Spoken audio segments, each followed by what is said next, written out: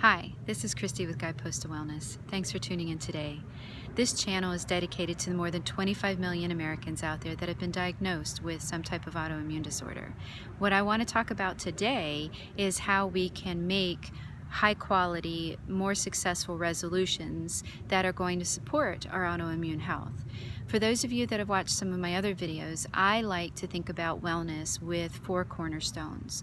So getting better sleep and rest, nourishing your mind and your body, moving, getting good exercise, and also how to manage stress. So I'm going to talk about 5 tips to make more successful resolutions. And again, you don't have to wait for New Year's. You can make a resolution, you can make a promise to yourself, a commitment to yourself to improve your wellness anytime. So one of the first things I think is really important is how to frame the goal or the resolution that you're making into more of a positive and not a negative. So one of the things that some people do is they'll say that they're going to stop this, they're going to stop drinking coffee, they're going to stop eating red meat or anything of that nature. When our minds are geared more towards a positive approach, so try focusing on adding a positive versus removing a negative, or adding a positive behavior instead of trying to stop another one. So some examples from a wellness perspective could be drink more water versus stop drinking pop. By adding in more water, then maybe you will want to drink less pop or coffee or anything of that nature. Eat more fruit versus less cookies. Be grateful versus stress less. So try to frame your resolution into a more positive light of what you're adding into your life instead of focusing on what you're taking out.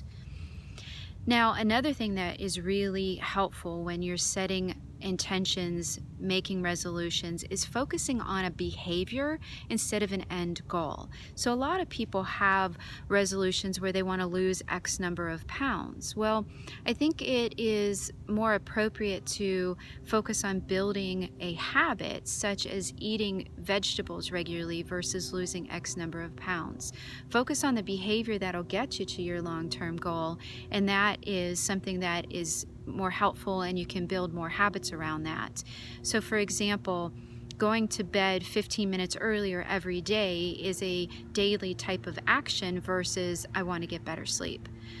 Park away from the door at the store or at work, park further away so that you walk more versus just saying I'm going to walk more. What action are you going to do to meet that long-term goal?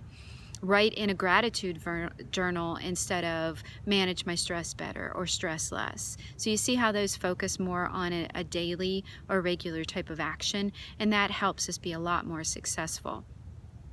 Another thing that I really work with my clients on is focusing on making small changes versus major ones. One of the things about a lot of us that we don't realize is that our environments really impact how successful we're going to be with those major changes.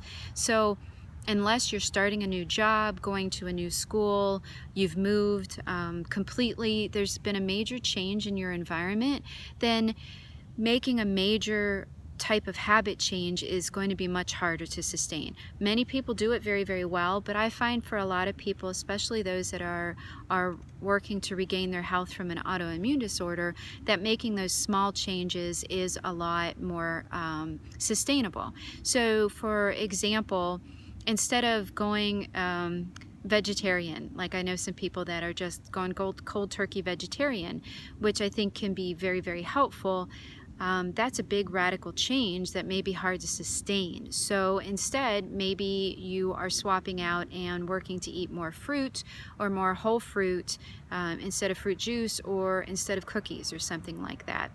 If you are looking to improve how you eat, eating more baked foods versus fried foods. See how that's just a small change? You're still going to eat the fish, you're still going to eat maybe French fries or something of that nature, but instead you're going to bake them instead of fry them. Small changes like that. For me, I know one of the things, especially when the weather's cold, is I don't like to drink as much water.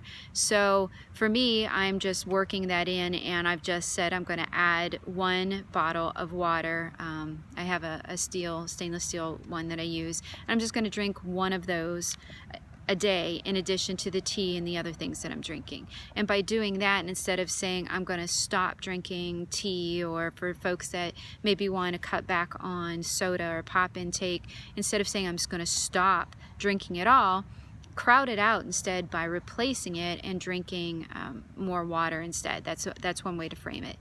Especially when it comes to exercise. This is a big one where making small changes can have longer term impacts, because maybe you won't get hurt or injured. So for example, instead of jumping right into Power 90X or some really challenging workout when you've been a couch potato or have been overindulging during the holidays, then set yourself a small habitual change of walking 10 minutes a day, and then you can slowly start increasing that.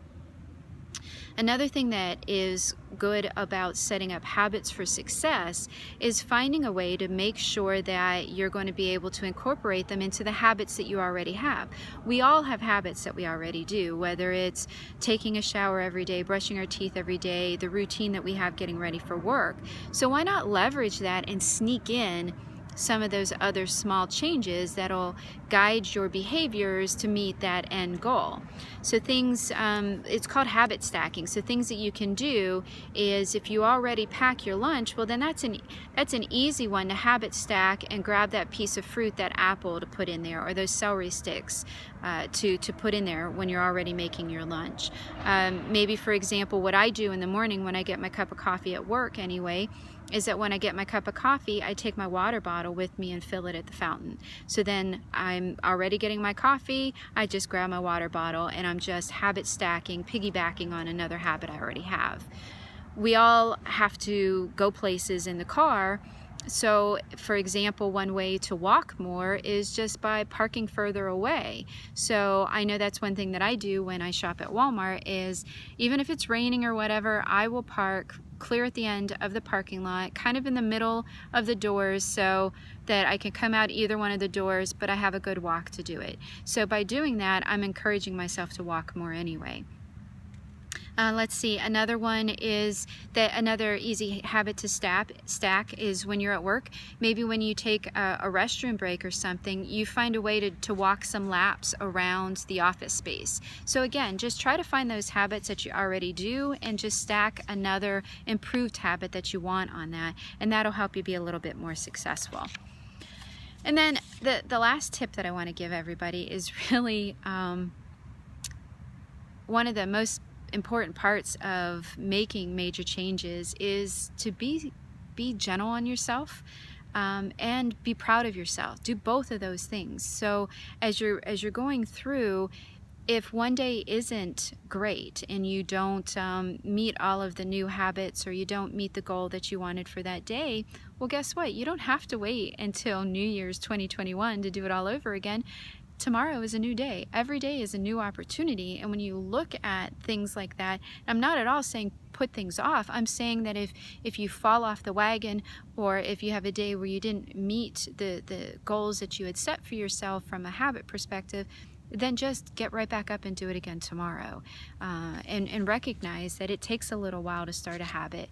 For those folks that think that 21 days makes a habit, it doesn't. It really depends on how major the change is. Again, I mentioned those environmental factors. There's a lot of different things like that that can really impact a habit. So don't get a certain number stuck in your head. You want to keep things and continue as a lifestyle. And I think a thing that's helpful to work towards too is moving towards an 80-20 type of rule, so that 80% of the time you're doing things that are healthy and 20% that you're not. So again, if you're interested in getting some help with your goals, then please feel free to check out the links below and get a free initial health consultation, and we can work towards making your new resolutions a success. Be well.